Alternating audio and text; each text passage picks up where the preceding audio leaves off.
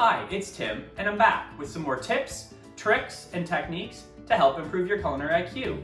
I picked up some of my favorite baby tomatoes from the Gilmore Family Farms this morning at the farmer's market, as well as some other great produce, so let's cook some breakfast. These potatoes are so small you don't need to peel them, and when they're this small, you can actually throw them right in the pot whole. For some of these bigger potatoes, we'll just break them down a little bit.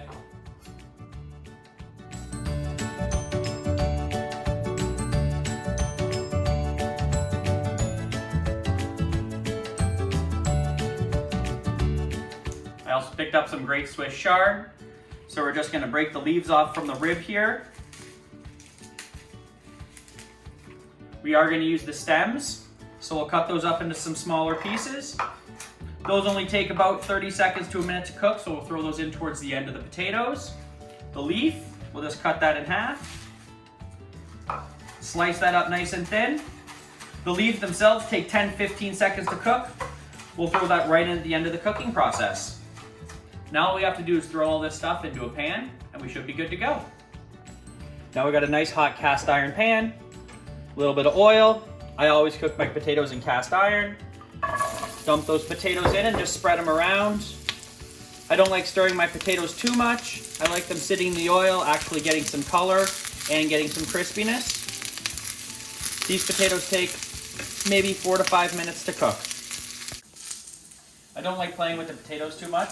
I like them to get nice and crispy like that. So now we can just add some salt, some pepper. I'm going to add some fresh onion.